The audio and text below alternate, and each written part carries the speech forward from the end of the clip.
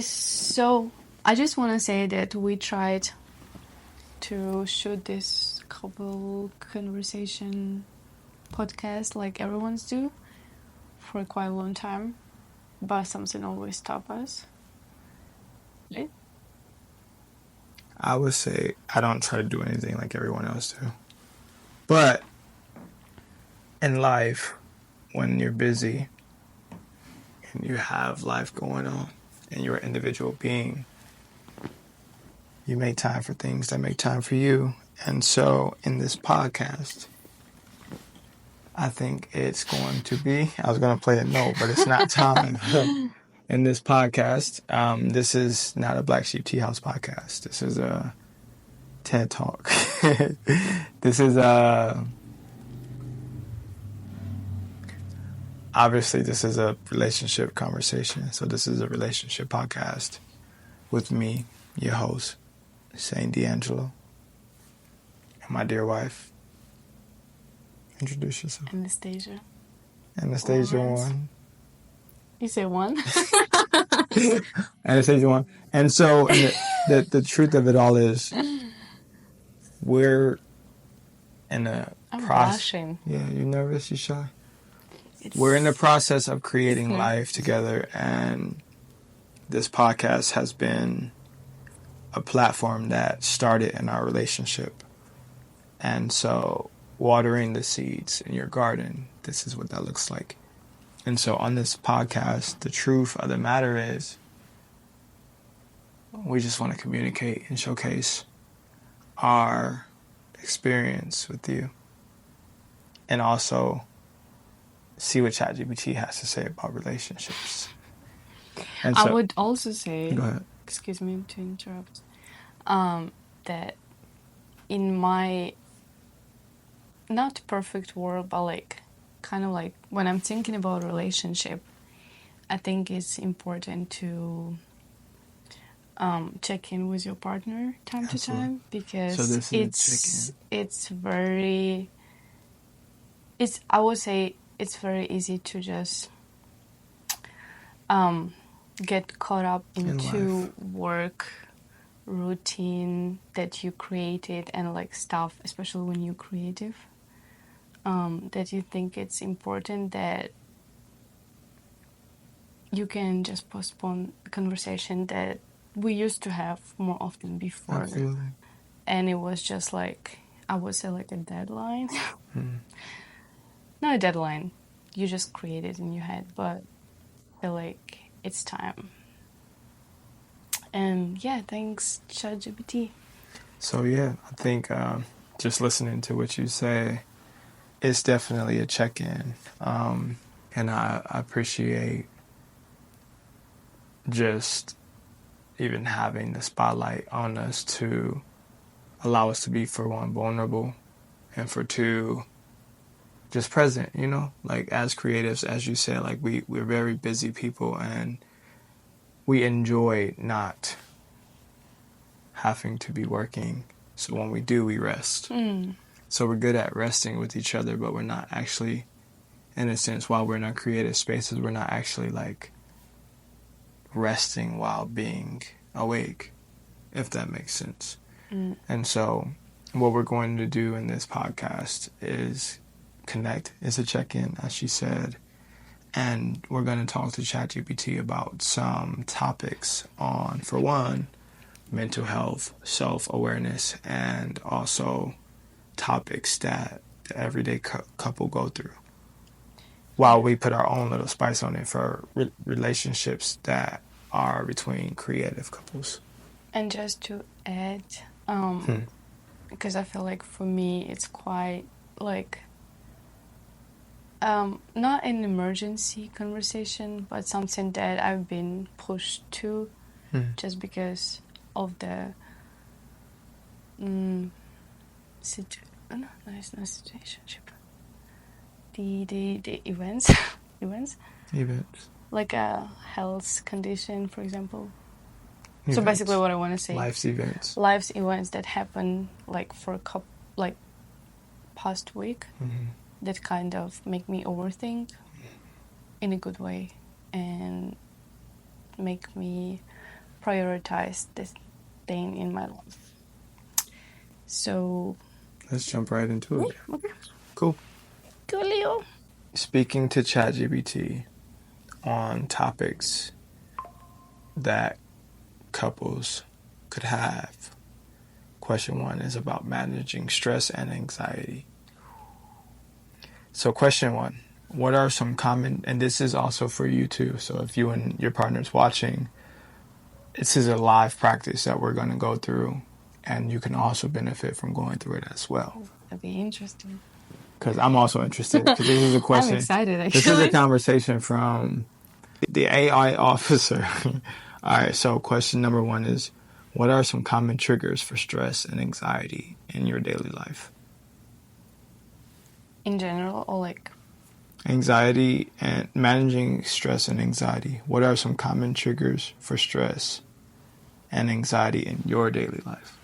Like right now, what are some common triggers? I would say work, strategy. Explain, like, off of the topic that you speak of. What do you mean by work? What I mean by work is like, I feel like it's hard to Talk to me. manage my work right now, as I actually just talk about it with Belova. And I think like before going to psychologists and stuff, she was the only one person that I want to talk to about, because I felt like she would understand me the You trusted most. her? Yeah. Okay. And after I have this like conversation with a doctor from China, and like the situation that happened, that I need to do full checkup on my hormones, I was just talking to her, because I realized what actually was bothering me. That I feel like I'm working from, even though I work in a wedding place only weekends, all other days I'm working on my brand, daytime on our brand. And when it hit like 6 p.m., I start to think about that I'm working in China. So I think it's very So you're exhausted from working a lot. exhausting. And also the other trigger is when you work for something that not giving you abundance yet. I think it's a bit hard. And at some point when it's come to your health, you just feel like there's the God sending you signs that you have to think about it more. And my lifetime thing was to figure out how to work more smart than like 24/7, because everyone Correct. can do it, because Absolutely. everyone can work 24/7, 7 days a week, earn a lot of money, die with a lot of money. You know what I mean? Like, that's not my goal. Absolutely. So That was my trigger number 1. that's cool. Moving on. Trigger number 2, actually relationship, because I feel like the beginning is like we don't have checkups, so I feel like we are more distant now.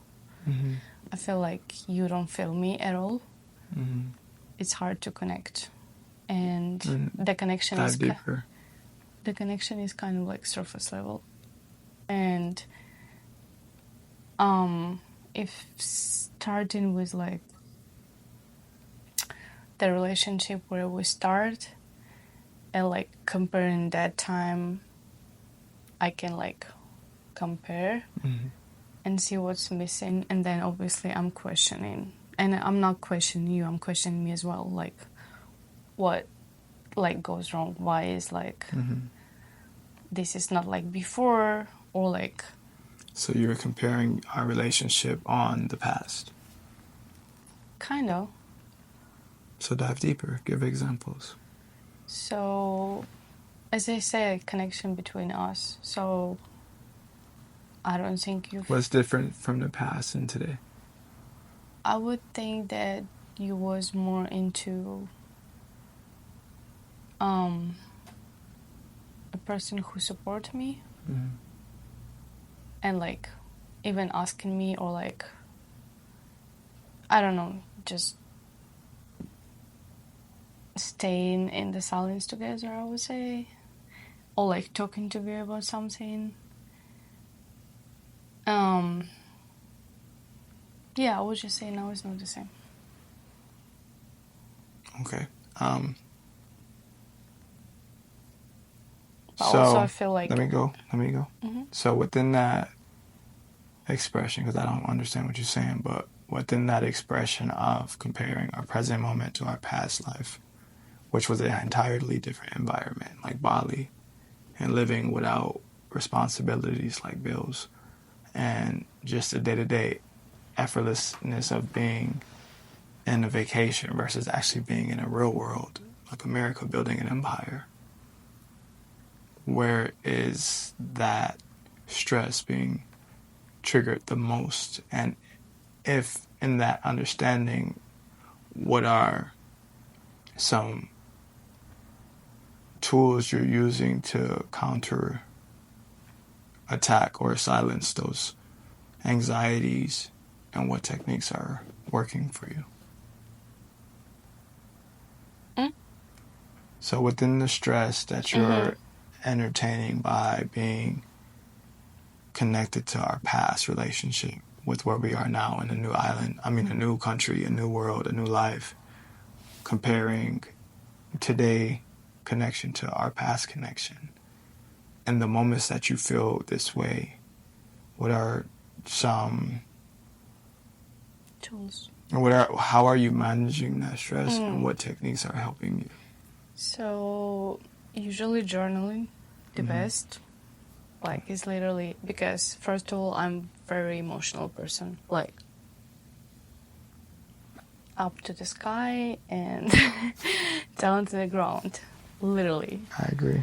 One day I'm like, nothing can stop me and I don't care about anything. And next day it's just like, I care about every single being about me, even I don't know this person. I just feel it so deeply. So I would say journaling first, really great.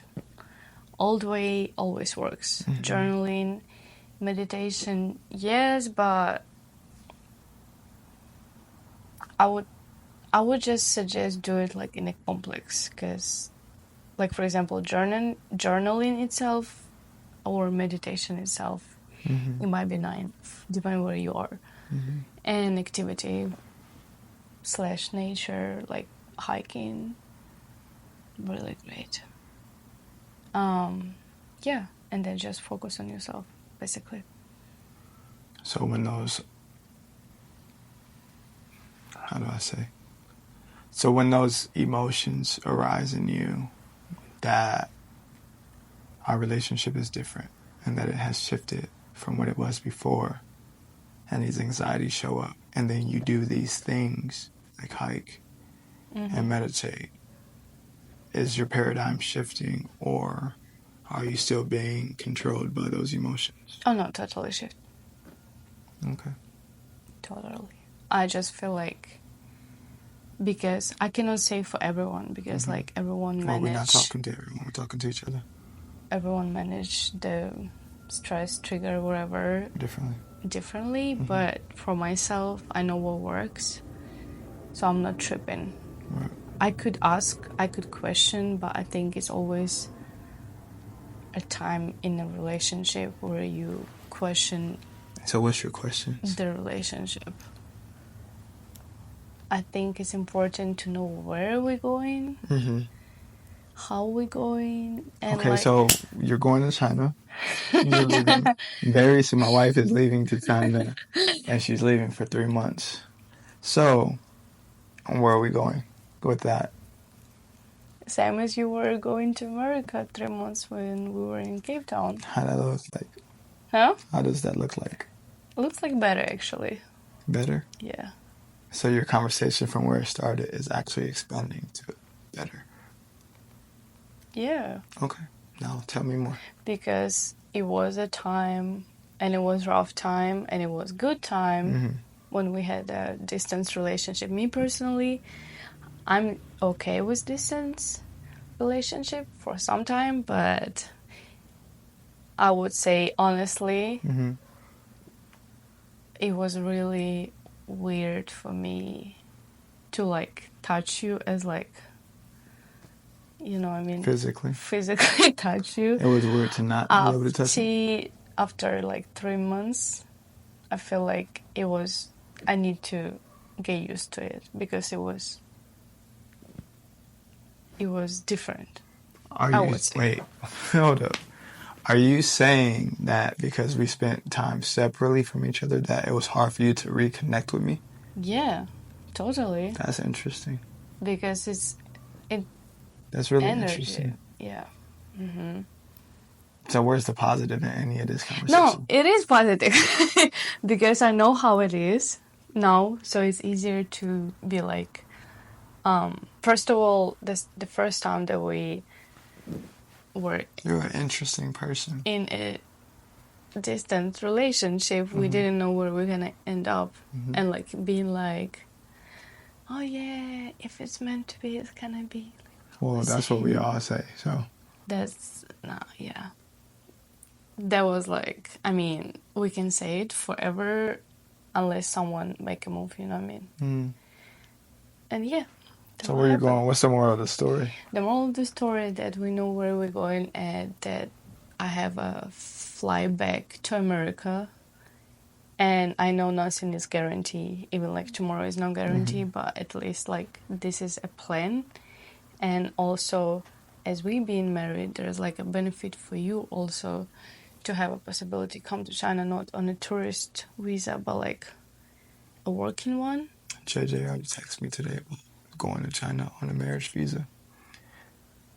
And I told JJ that I'm busy. Wait, what? I told JJ I'm busy building my world in America, and once I master that, then I might come to China. She didn't answer me. Okay. It's not my problem. All right. I got connections. I see you, JJ. I know got you were connections. watching. So in the I know process you were watching of my best friend. so in the process In the process, in let the me process finish. of this conversation, Saint is learning a lot of things. And As you should. And as I should. And that being said, I understand you have anxieties. And I'm also, in a sense, seeing where anxieties could be triggered in my life if I allow anxiety to trigger me.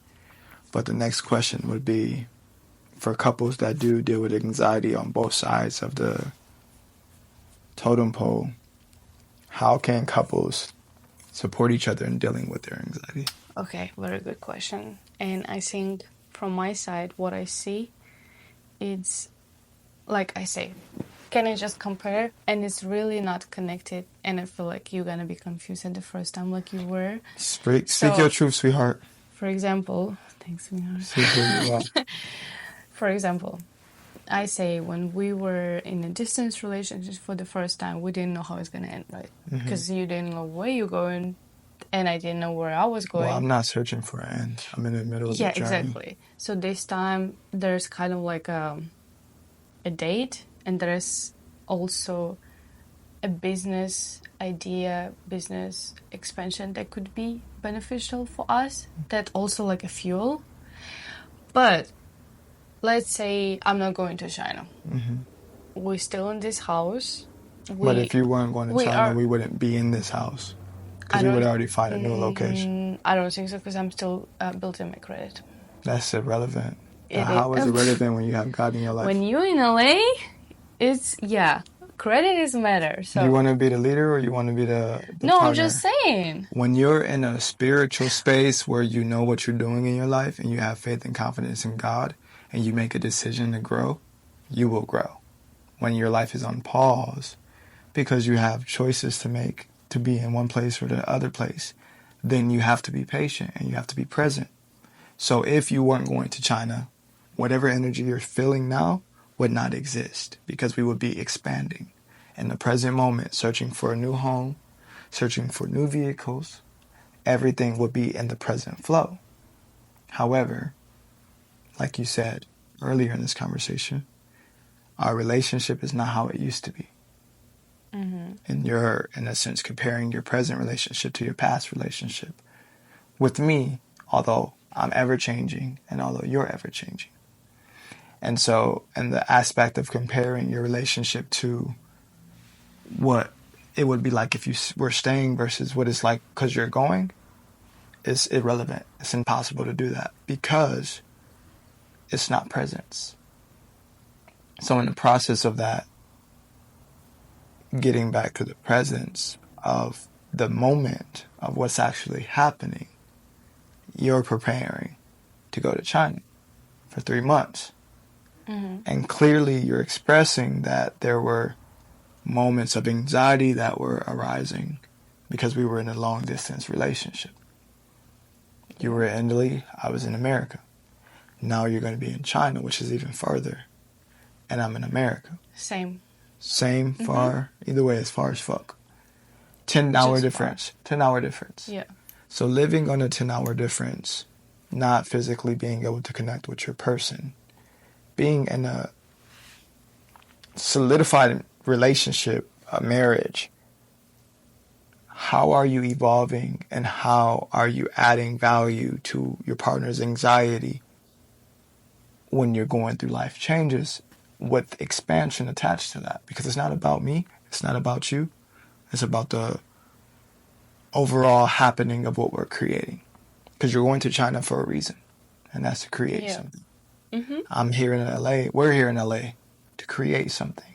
Yeah. So, But let me finish. In that process of creating something, while there are detours in your journey, and there are, in a sense, maybe even elevations and processes and tasks that we have to endure, how are you watering and helping your partner deal with anxiety? That's the question. Remember the question. First of all, I don't think you have anxiety. That's not true. Well, at all. That's what I'm saying. So would you like to communicate my anxieties? So that's what I'm saying. You need to do some checkups because it's very hard. Yeah, absolutely. Absolutely. Not to. That's so we're doing a checkup. Yeah, we're doing. So I will answer this question if you don't have to answer. Can I? I have. Okay. I have. But I don't know if it's gonna help in this situation. But it's just a question that requires an answer. I would say. Let me reiterate the question so you understand what the question is. Okay. How can couples support each other in dealing with anxiety? And if you don't have an answer for us, speak from the totality of a couple dealing with anxiety together. That's the unit. That's the question. I would say for sure, like you already mentioned a long time ago, having a couple time when we off to work and we actually off to work. Just because. Off to work means what? Because I don't understand. Is it off work, like when you're both off work? Yes, like for example, I'm just giving a real example, right? When you had these bad dreams, right? And you say maybe it's something about our relationship that we have to work on. And then I heard it clearly because I was like, I think, as you say, you read, like we are mirrors. So everything you say that might not existed maybe was in my head that I was worried about, but I wasn't really projecting it on you or like talking to you, hey, like something wrong, because I don't want to like be the crazy person, you know what I mean? So just being honest. Okay, but continue. No but. No buts. I'm just like, we're crazy person in what way? In a way that like insecure way? It's something wrong. It's like in an insecure way? No. It's just what's like wrong? Guessing something or like creating something that is not real. Assuming, yeah. Okay. So from that day, that's a form of anxiety. When you say assumption. When you say, let's do, let's go to sleep without phones, wake up without phones, and actually off work like at certain time together, so we can like for example, we can be in this bed together. But so distance, like we were in Italy and America. Yeah, because we were actually distant. but it feels the same or even worse. Well, because you're already in China to me sometimes. Not yet. I'm answering your question. So when you told, I just want to say that when you told me this, I was really listening to you, and I was actually like paying attention to me being on my phone, on my work, and actually, from that time, I really adjust my schedule. If you didn't notice, I was talking to JJ, I was talking to Hillary that I need to sleep and actually just because if this will help someone else, I decide that I will talk to my boss or to my workers that this is my off time, and because I don't feel guilt anymore, they like understand me. So they were the person that be like, okay, go to sleep, we talk tomorrow and stuff. And I was actually off the phone. So the advice worked. It worked from my side. But because we're patient and like creative people, I was the only one that without my phone watching my husband work and being patient about his project, which I really adore. But it was kind of weird because you brought it up, and I make a step. Okay, so moral. No, I got you. I got your back on this one. Even you say, let's watch a movie, don't shush me. Moral of the story. Moral of the story was, I said that we need to set up a time frame to where we work in the real world, and then after work hours, we're in our own space, not working. And what happened is, work happens. And so I, myself, the one who set up that rule, was working because I had a deadline. And so in that message, I receive it, but that still doesn't answer the question of how couples can support each other. It is. You support each other. When you have a conversation, how you can improve your relationship, it takes two persons to make it happen, no one. Okay. No half. I received that. No 1.5. So how can couples support each other in dealing with anxiety? Both of them being present, not just one of them, is what you're saying. That's your answer? No, my answer is communication in the end. Communication. Okay. So communication. In any way, because I'm not this type of person that if you say we watch a movie and then you at work, I'm gonna be like, hey bro, I saw we watching movie, because I see you working on the project that you're really passionate about. Passionate. But I give time. I give one day, and second day, and third day, and it's been 1 week. So like, that's not communication. True. That's so not true. We literally slept 6 hours in a bed together yesterday, watching movies, hugging each other. Finally, what are you talking about?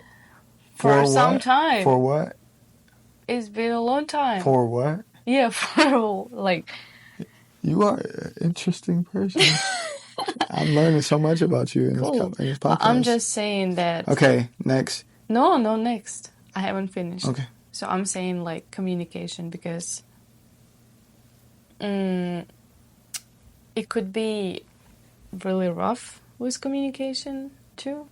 So it's important just to say, or have like even 5 minutes before bed or when you wake up, just to give to your partner. I'm not saying you to me or I to you, just like vice versa. And maybe don't talk, but like just pray together, I want to communicate to you now. So, because we finish off what couple can do to reduce anxiety, pretty much, right? For each other. Sure. For each other. I want to hear what's your answer to that, how you see it. Because I think it's important, but I also think that both female and male has a bit different perspective. Absolutely. Of this, and it's important to talk out loud. Before I go to another question. It's important to what? Talk out loud. Oh yeah, for sure. For one, I guess to actually be able to help someone with anxiety, you have to know what actually triggers their anxiety. And that was the first question that I asked you, but we didn't ask myself. And so, being in a space where there is silence, right? You said it yourself that there's been a distance between us, which I'm sure is pretty common in relationships. I've been there in the past as well. For me, what causes anxiety is when there's people around me that don't bring peace and they bring stress or irritation, which is, it goes both ways with communication. So if I'm not communicating and you're not communicating, what does that create? That creates distance. And so in that distance, it creates irritation. And either I'm irritated or you're irritated, or the people that are irritated around us fuels any of that irritation. It would be that the lack of, my answer would be the same as yours, communication. And that's because the lack of communication creates assumption. And in the assumption, then I believe our truest insecurities arise. And for me, I have found peace in my journey of being alone, right? And I met you in that peaceful state. So when we talk about our past relationships compared to our present relationships, you met me at the most peaceful state of my life, where I was, in a sense, retired from work, where I was very present and I didn't focus on outer things except for our presence, our relationship. That was the only thing on the foreground of responsibility when we met. And so it was very peaceful, and that's why I've grown fond of you. And that's why I believe we can say up to this point why we have become married, because there was an essence of peace that was brought out, that was laid on the table, that was an offering. And so when there is no communication and there is also no peace, what do? We retreat. And so I retreat into my safe place, which is myself, which is my own protected space. And if I remember correctly, because I always communicate when I'm in power, I've expressed to you in the past that there are seasons where I go into retreat mode. And this is just who I am, and this is a part of my design, where I understand when things aren't watering me or when things aren't positive, I subtract myself from that situation the same way that God does. Meaning, God is always going to have your back. He's always going to be around the corner to protect you, but he's going to let you act as. So if you're acting out and you're lashing and you're emotional and you want to be very present and attached to the physicalities of what's happening around you, I do the same thing Jesus do. I leave the room. I step back and I allow that mess to be itself naturally, and I let it escape. So I don't prejudge. I don't sit on the concept of that being an identity. I allow it to be an expression, and I separate myself from that expression. So in silence, that is where I am. I'm in a safe space with myself, away from anything that does not create peace. And so in separation, I believe that even in this conversation, this is the solution, communication. Because I could sit there and I could paint a picture of a million things that don't go right, but that would be my victim identity winning. And I refuse to allow that to win. So I communicate from a higher standpoint, trusting the process of allowing life to unfold naturally. Not trying to be philosophical or anything like that, but the true totality of when I'm at my highest performance with you is when you're bringing me the most peace. And when you're not, I'm separated because I'm bringing myself peace, or I'm protecting my peace. Where I want to expand from that is, what comes to mind is that we both believe that communication is a solution to dealing or supporting your partner's anxiety. However, to overcome anxiety, I believe what we're both saying is, and expressing, is that we heal ourselves when we spend time with ourselves. Meaning that as much as we desire quality time as a couple, it's very important that we encourage our partner in our relationship to give their self quality time with their self. Yeah, and I agree. So how do you prioritize your time with yourself only, without hurting a partner, if you know or you don't know that partner is suffering with anxiety? Does it make sense? No. So the way that I understand it is, how do I allow you, or how do I encourage you, or how do you encourage me to spend quality time with myself without feeling guilty? So how do you encourage you or me spend time with yourself without feeling guilty?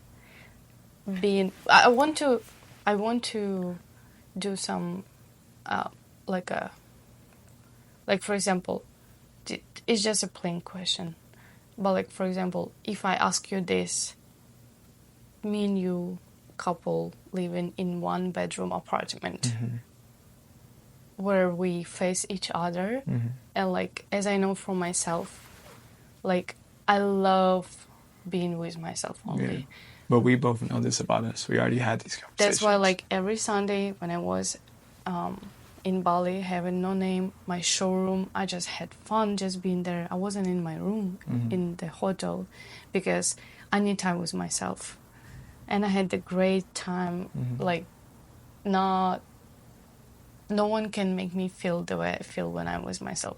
Absolutely. So that's what I went telling you before, like, how about we have 2-bedroom apartment, so we have our own bedroom, so we can... You also realize you live in Los Angeles, right?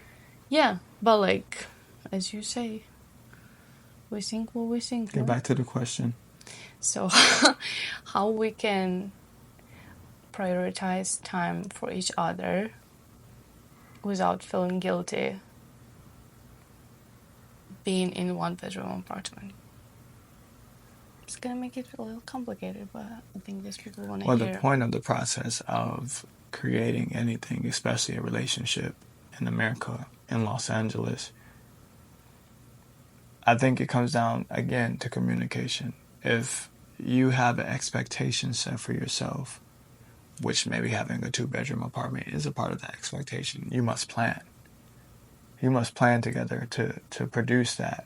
But in the present moment of where we are, knowing that we're going to be separating for 3 months, we're not focusing on the future. The biggest problem is that, like,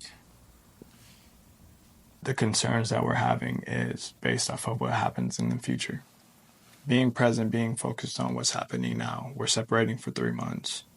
And in that process of being away from each other, being in that quality time with ourselves, it's either going to make us or it's going to break us. That's a fact. So in the process of communication, knowing that we already are communicating where we are at in our relationship, that we want our own space and that we need a 2-bedroom apartment or whatever the case it may be for us to blossom in our space. Because the question was, how can we allow each other to have quality time with ourselves without feeling guilty? So what's your answer?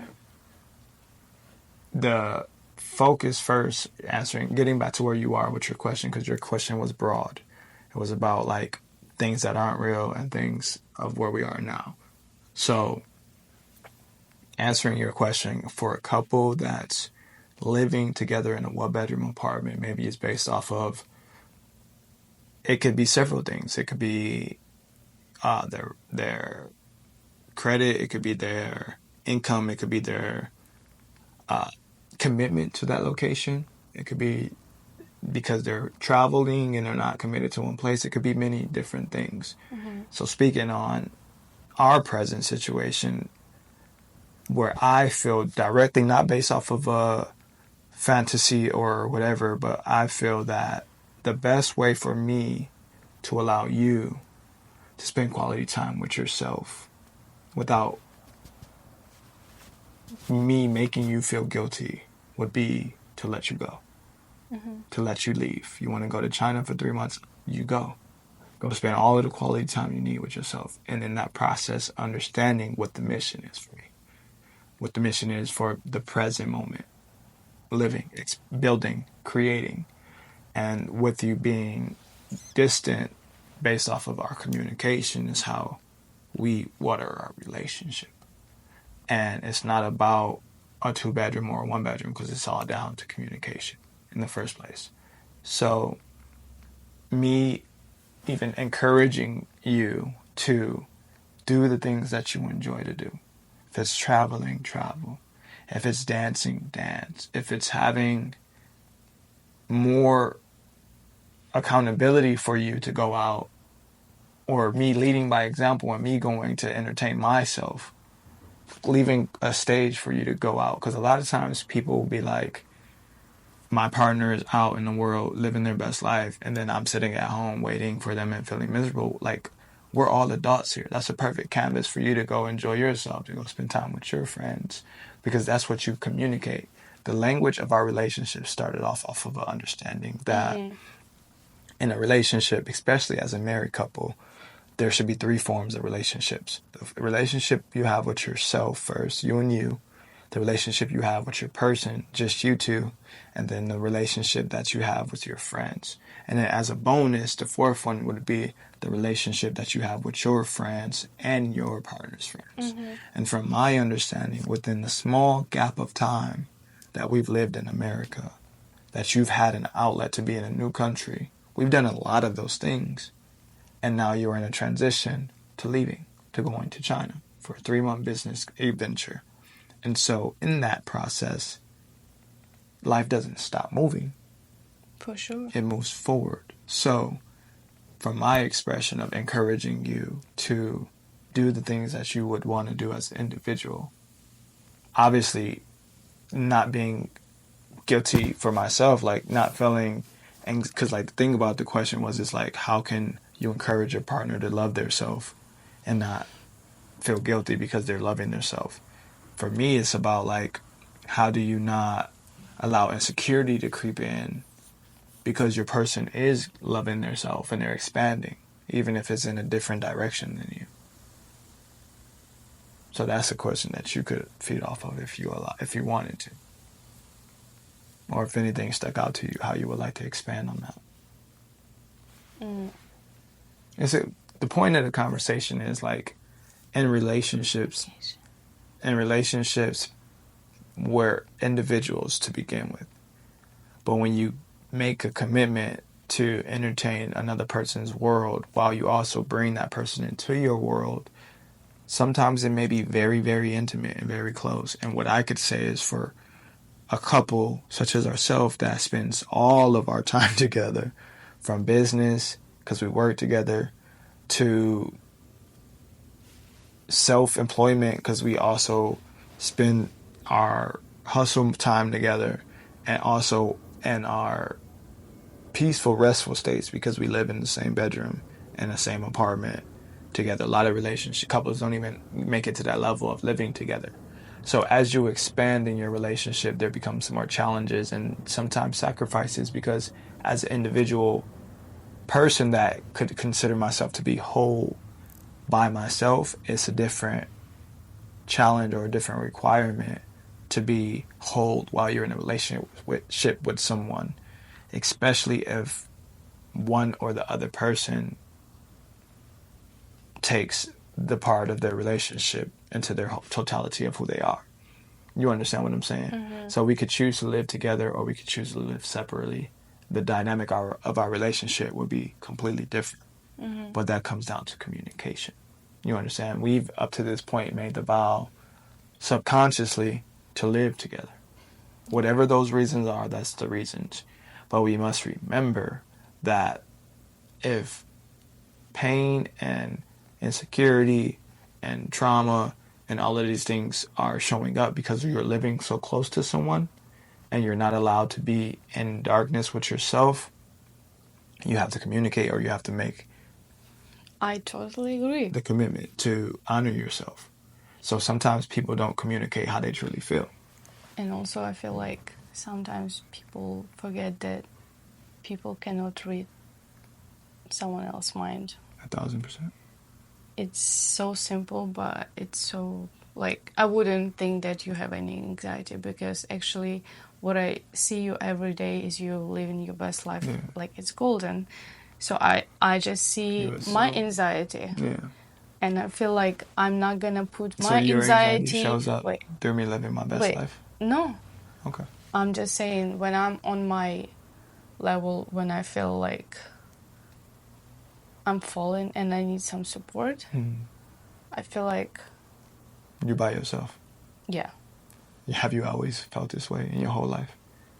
no. Okay. So that's why, like, because I, as you say, I assuming, but I don't want to be a burden, so I don't want to be a heavy rock putting you down. Which is also a identity crisis, because I never said that one time to you. Yeah, but Never like, once have I said that to you. but I'm just saying. So that, these are like, internal thoughts that you're having. I never felt like, for example, if I'm falling or I feel somewhere that is heavier than usual, but you like focus on your stuff, I don't want to interrupt your stuff by, putting my energy into, I don't know, playing with my demons. So I'm doing it by myself. So you want me to play with your demons with you, or you No. want to pray together to remove those demons? They'll know that's what we're doing. But that's what I'm saying, communication-wise. So clearly there's energy that's in a space that is vocally speaking up, and what we're not going to do is let it like be just a podcast where those conversations are being entertained. Like, if there's energy or demons or whatever it is that's showing up,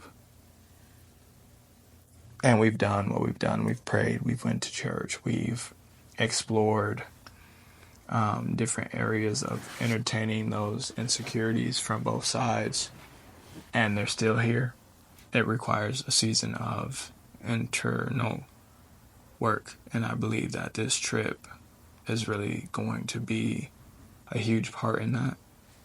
And so a lot of the reasons why I've been, in a sense, I wouldn't say distant, but like just not fully effective in progression the way that I have been in the past, is because I know you're leaving. And I know this isn't a season for us to work, because that's all we've ever done in our relationship. I understand it to be a season of allowing you to deal with that darkness and the silence, for you to hear what you hear, but for you to also take, hopefully, with you any of the wisdom, any of the sermons or the church experiences and the conversations and the podcast, and just the work that has been, and the therapy and whatever it is that has been implemented into your life, that you can dance with those things when you are by yourself, so you can actually truly know what you want. And because I am a man, I do understand that the masculine and the feminine deals with things differently. Like, you feel that I don't have anxiety, but I don't show my anxiety on the outside. But as a man, all men have anxiety, and especially men that have people that depend on them. There's a different anxiety that comes with that. And the best thing that I can do is remain strong as a lion, as a leader, and to hold the fort down the best way that I know how.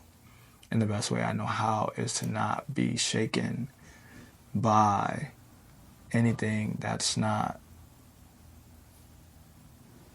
in front of me that I feel that me and God can't deal with.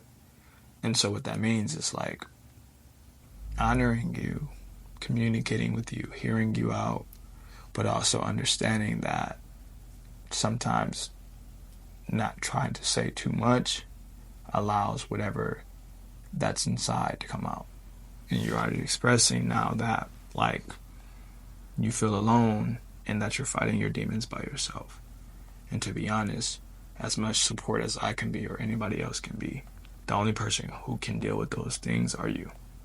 You know what I'm saying? It's not like an exorcism or anything that like that to where it's like that bad, but it is a journey of self-love and self-acknowledgement and self-time. You know what I'm saying? Like, I've said to you, like, babe, go do your thing. And I know there may be restrictions or whatever the case it may be, but at the same time too, I feel like this 3 months, although you're going to be working, it's going to be a good season for you to actually tap into you and you, because this is your life. You lived there in China for 10 years. You're going to connect with people, and whatever the case it may be, it's a season for you to actually really sit with yourself, because it's also your Saturn return, to really know what it is that you're calling into this life and what you actually want. Because you left China for a reason. You left Bali for a reason. You went to Africa. You left Africa for a reason. Now we're in America, and we're either building here or we're leaving America as well. Or one of us leaving, one of us staying. You understand? And so to move past the insecurities of not being the higher version of ourselves that we can be, which requires work, we can ask ourselves, what is it that I need to do for myself to be happy or to be okay? And I think now what you can do is, like, you can say what you need to say, but then you can read the next question. I would say from my side, as a woman, I think it's time to normalize men also express their feelings and their anxiety. No, you're not. You just say that you, as a lion, you think that it's good to kind of like take it in. My only anxiety is when people around me don't bring me peace. And what do I do to those people? They get cut off. But you're my wife, so I can't cut you off. You understand? Like, you see how I move. Like, I'm not connected to people who don't vibrate on my same level. People grow with me, or they grow separately. Now, because we're the closest, you have the most connection to me than anybody in this entire world, except for God. And because of that, you're in my world, I'm in your world, and we're also trying to create a world together. So we become masters of that, and we communicate. So me communicating to you, like, things don't bother me. The only thing that bothers me is when there's not peace in my circumstance and it's coming from someone else. Like, I don't get out of my peace, but the fact that I know being in the presence of someone else, there's not peace all around, I have to either acknowledge that it's my problem that I'm creating this lack of peace, or there's an insecurity that's inside the person creating that lack of peace. And for me right now, I have to say, truly, I don't know, because maybe your life is better without me.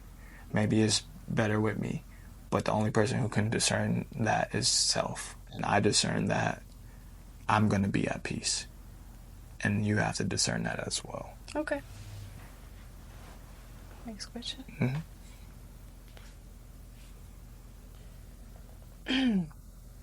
This is my truth of, like, not cameras on or anything, like, communicating to you. The only thing that takes me out of my balance is when there's no peace, meaning like anxiety, stress, concern, like self-doubt, self-unworthiness, like from you or from Jay or anybody, whoever it is. If that's in my world, I kind of like try to feed it and give it some encouragement, but other than that, like I submit to the flow. I get back into the flow, and if that's work, creating to keep me in the flow, I do that. If it's me being alone at the park or whatever the case it may be, I do that too. You know what I'm saying? If I'm at my office, in my space, just like being that in that space, like I do that as well. You can answer that question. Did I read this one? What are some key elements of healthy communication in a relationship? Okay, so communication and relationships. What are some key elements of healthy communication in a relationship? How do you handle disagreements or conflicts in a constructive way? Mm-hmm. You want to answer that question, or you want me to? No, you can go. Okay. Well, the first thing that comes to mind would be to agree to disagree. But that's also a very mellow way to go about things. Like, I can agree. Like you can feel a certain way about me, or a person or anyone can feel a certain way about me, and it might not stick because I know that that's not who I am, right? But that's also a very mellow way to just like shut someone down or to patronize someone, and that's not my goal. Like, to really understand me is like I'll only ever say things with the intention of helping set free someone from a trauma that I've experienced in my own life. That's the only way I communicate. And if I'm not communicating, it's because I don't relate. You understand? And I'm not going to just say some random shit that I feel because it's an opinion. And my opinion can deter someone, or it can like project someone. And I'm still not the person to come to for praise. So I do my best to only speak from experience and to speak from truth. And if I don't connect or resonate with it, I will not say anything. And that person can receive that silence however they choose to. But to be intentional with absolutely everything that I say or don't say, I believe that the key element of communication is having like a safe word. Like, I think in some therapy sessions they use a safe word to let a person know, like, I'm either safe and ready to communicate, or I'm anxious and I'm triggered, and now is not the best time to communicate.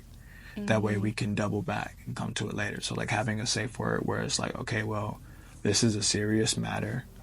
We need to talk about this. And if we don't talk about it right now, then we know someone in this relationship is hot. Let's talk about it later. So let's make sure what would you? The key word is irrelevant. Like, for me right now it's irrelevant, but like we could actually say, like, you and your partner can say, here's my safe word, and if I'm saying this, it means that you're triggering me right now, and maybe we're not in the right environment to have this conversation, because it's only gonna make us both look bad. And Can we have a word? do I need to make a word? I would say, No, I'm not asking you, I'm asking us. do you want a word? Yeah. What's coming in your mind? What's coming up in your mind? Let's have a word. Pick a word.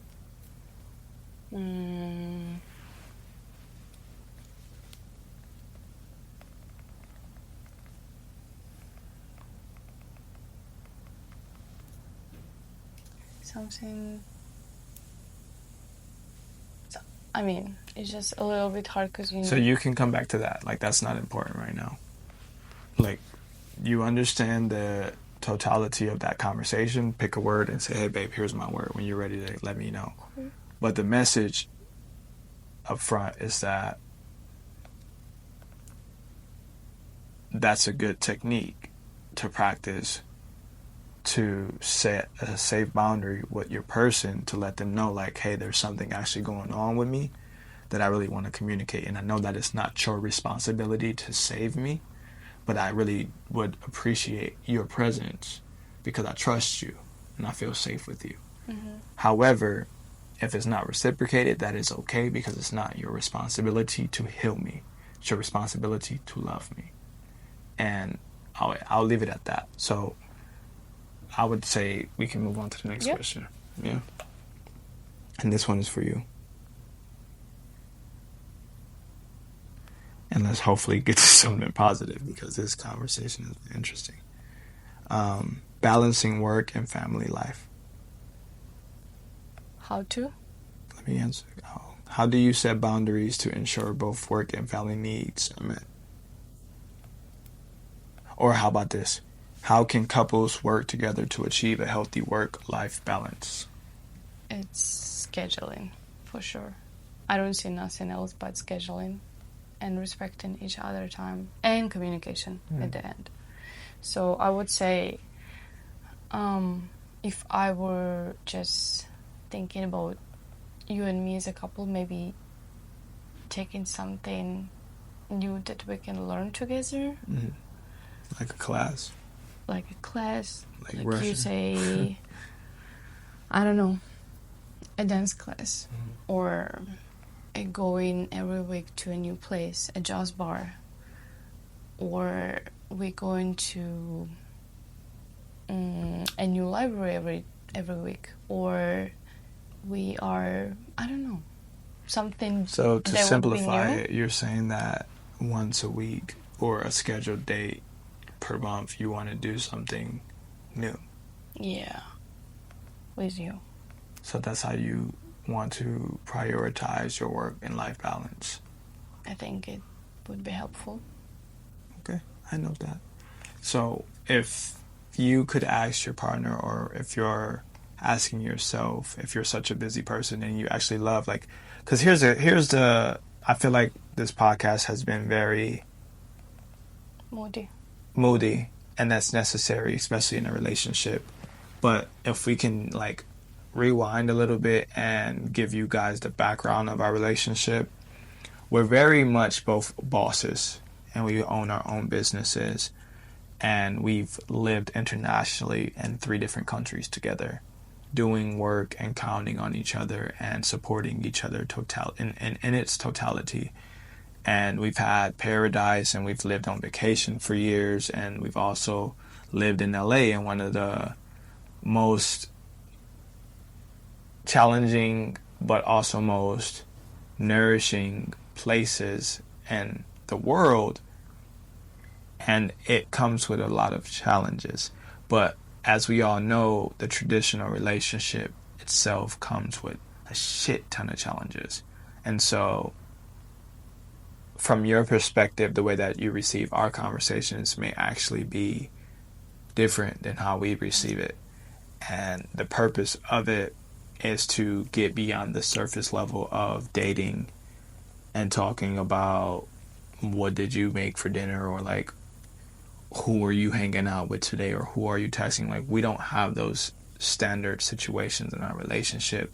But at the same time, as we elevate in our lives, and we also take deep attention, or pay deep attention to our feelings, or how we feeling as not only creatives but also we're both cancers, it is a conversation that we know may be uncomfortable, but it's necessary for us to add fuel again into our relationship, but to really see where we are. And because we are moody beings, we're always going to try to protect ourselves. So the way we communicate may come off in a defensive manner, but at the same time, too, the totality of this conversation is to communicate, to see where we are in our lives, but also to, in a sense, help someone else that also may have these questions, that don't have the actual person next to them to talk to them about. Because I know what it's like to be in a relationship where only one person wants to express themselves. The beauty in this relationship is we both like to express ourselves when it's necessary. And it's about expansion at the end of the day, because not only are we creative people, we're bosses and we're business owners. So we have to have these constructive conversations to move to the next level of our business. And so, lastly, what I want to say, because like not everything needs to be personal and not everything needs to be brought in front of the camera, but if we could, in a sense, turn off the script and like put away the conversation of quotes and questions, and really just like connect to the audience and understand why we're even having this conversation, is like beyond the internal pain, the internal troubles, the internal insecurities and traumas. Because the way that I scale myself and my relationships is not based off of what you say about me, although it's important that I take notes and I listen to your feedback, is to really validate and to see and to scale how I've grown as a human in relationships. Because I've been through, like, if we want to talk, everybody got trauma. If we want to talk about trauma, like, I've been through some of the worst experience, which we can save for another podcast. But when any of those signs appear and that insecure child inside wants to come out and blame my partner, it is really important for me to understand that my internal thoughts do not paint the picture of who I'm dating or who I'm married to. It's the conversations that we have with each other. So when your person speaks to you and they communicate their truth, then it's up to you to discern how you're going to digest that information and what your next steps are to either healing or nurturing or even separating. And that's not we're not here to give you any answers. We're here to only have and lead by example of the conversations that could be held in a relationship, because you see there's a lot of silent conversations that couples have. And so I know it's okay. And it's totally okay. Totally okay. Trust me. It's nothing. No one, like, it's good. It's actually good. It's good. I agree. I think it's great, actually. I think if you don't have that, and if boring. we look like we swat, if we look like we're sweating, it's because we turned the AC off So and we have a hear big us. ass light beaming on us, so you can hear us. So it's kind of hot. It is hard. But to simplify and to be present with you, baby, is to be present with love and relationships and couples, and to understand what it is to lose love, or what it is to also have love.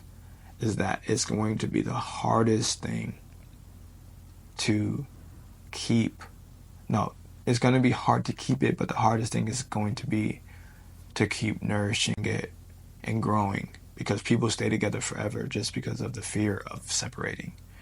And if anything, if you take anything from this podcast, it would be to just communicate your truth.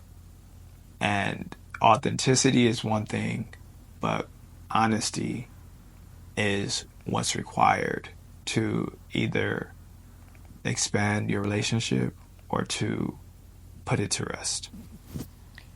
Also, I think, like, people also stay together for a long time just because they learning how to deal with each other and fuel relationship too, not just because they're afraid. Absolutely. Yeah. So let's get to a standard of not feeding codependency, but encouraging self-awareness and self-love. Focus on you first. Focus on you first. Focus on you. Focus on you first. Focus on you first. As I do. You want to leave them anything before we say bye? Communication. I would say communication. do not afraid to communicate, and if you're not ready to communicate, please journal. Find a Just keyword. journal. Find a keyword. A safe Or word. find a keyword, but like you need to ask your partner if he agreed to a keyword. It should be two-way. It's always two-way. Like, you can't take a decision by yourself and make the partner do it. You have kind of like ask, because you are building relationship. It's two of you. So all the decision. But that's also communication too, like that. All the decision it makes, it should be approved by two. You can like. But that scales the totality of a relationship. If you're giving your partner answers or giving them tools that will help you feel safer in that relationship, and they're just rejecting them, then it shows you where their presence is. And which is also great. Which is also good, because you get understanding. The biggest thing and the biggest hope is that you're not identifying with those lies that your mind is telling you, that you're not good enough or that you're not worthy. Sometimes people grow, sometimes people go on different paths, and the biggest issue that we deal with, especially as Americans, are that when you separate from someone, or if you grow separately from someone, that they become your enemy. Also, don't forget that. Can I? You already did. Anyway. I would also say trust God, and if He taking something from you, maybe it's for better. But don't forget to communicate. That's crazy. Trust God, and if He taking something from you, it's for something better. Bye, guys. Good, right? That's insane. Take it. Nah, I'm done. No? Yeah.